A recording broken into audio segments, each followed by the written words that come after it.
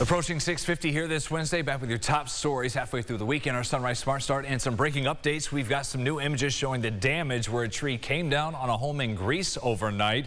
That was on Florence Avenue a little after 9 p.m. or so. You can see where crews were already out there with chainsaws cutting pieces of that tree and all the limbs down and away from the property where the damage hit the front of the home. From what we're hearing, there are no reports of any injuries to people there. Once we do get another update from first responders on that tree coming down on Florence Avenue, we'll share that with you throughout the day at rochesterfirst.com. Two of the results from major budget decisions all over the region. We'll begin here in Rochester, where City Council has approved the mayor's spending plan for the new year. It totals more than $700 million, but they approved this not before calling out a number of areas in the budget, including the amount set aside for the police department and what some view as an unhealthy fund balance. The council president on that calls it alarming. Among the criticism, overtime costs for RPD and a lack of cuts within the department when compared to other services. While commending the Evans administration on the proposal, Council President Miguel Melendez called on other Rochester leaders to fight for a greater share of state funding from those who control all the purse strings in Albany. Melendez points to money, for example, given out to the Bills Stadium and the amount of state aid other cities get compared to Rock. Meantime, those who voted against the budget, Councilmember Mary Lupien among them, described local spending inequities. Buffalo got $1 billion with a B in the past. The Buffalo Bills got a $800 million stadium from state dollars. I know there's a lot of Bills fans in Rochester, but that is a lot of coin. Buffalo continues to receive bailouts and more aid than Rochester. I think enough is enough. But if every department is being asked to tighten its belt, reduce staffing, and do more with less, why does that expectation seem to apply to everyone except the Rochester Police Department?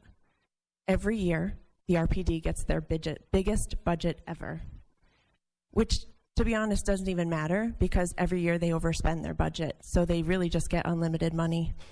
Lupien pointed to underinvestments in areas such as non-police intervention and affordable housing programs.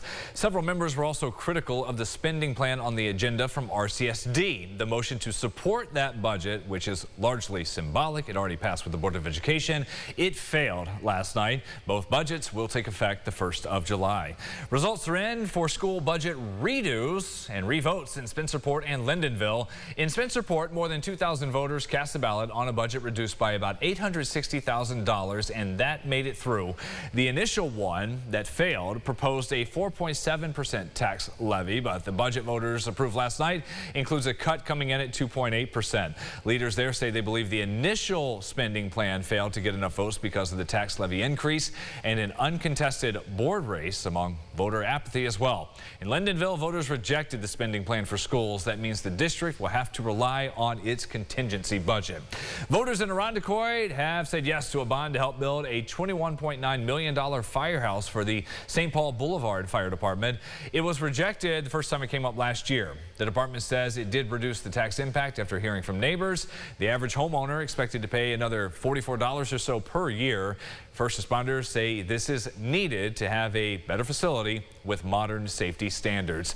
And in Brockport, the village court system has been saved. The board considered the dissolution of it amid claims of overspending. But we had heard from people for a couple of months, and court officials as well, saying those claims were a bit misleading. The unofficial results from the village's website show the court will stay just by a narrow margin.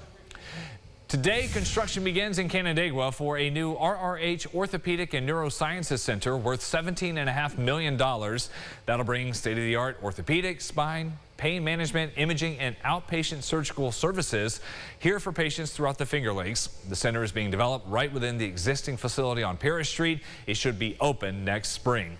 This weekend next, students all over New York are pretty busy, end of school and taking those Regents exams. Big changes are coming, though, and those tests may be a thing of the past. The state is going ahead with a new system. The Board of Regents is changing how students are tested and how they learn. Its members announced this week they're moving to the next phase of the transition. coalition, talking about moving off from time tests to what they call competency-based measures. Those can look different depending on the subject, but the goal is to better assess how students work through real-world problems and communicate with one another. What that specifically will look like in real time is still being worked out. For example, though, students can complete an internship or independent study rather than take a full-year course and still get that high school degree.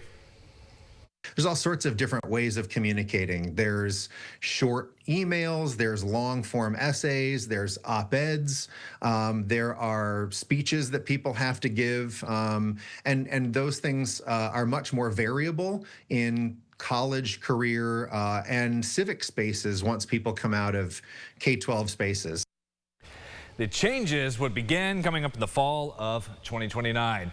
All the stars are showing out in the World Cup. Messi got his first hat trick in the tournament for Argentina last night. Ronaldo could make history coming up today. If he scores for Portugal against Congo, he'll be the first player to ever score a goal in 6 World Cups. And he would do it at 41. 41 and the short shorts. Yeah. That'll be me one day, baby. Hey, yeah, there you go. Right, the older you get, the shorter they get. Yeah, there you go. Right? This is great. Good stuff there. Soccer playing outside. You're getting a little bit wet. We got some rain showers around. Those rain showers taper off, then another round later today. Tomorrow, the wind is going to be an issue all day. 30 to 40 mile per hour wind gusts before isolated showers Friday and a decent looking weekend, Brennan. 9 o'clock, we will see you for our podcast. Have a lot of fun as we kind of let loose. I'm going to talk about just a crazy, terrible start to my day. Yeah, you had a really through. Interesting one. Yeah, for sure. Might even show you this rip I've got in my pants. A rip in the pants, yes. In the strangest of places. There you go. That's on our streaming app then. CBS Mornings on the way at 7. Enjoy your day, everybody.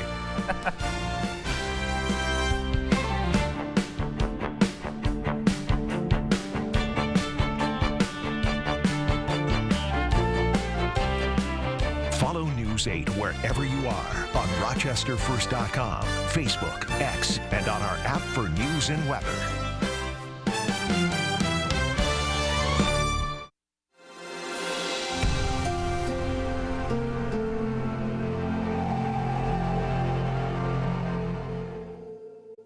Get the Rochester First streaming app today for everything you love from News 8 on demand. Plus exclusive shows you won't see anywhere else. Search ROC and download for free on Roku, Amazon Fire, and Apple TV.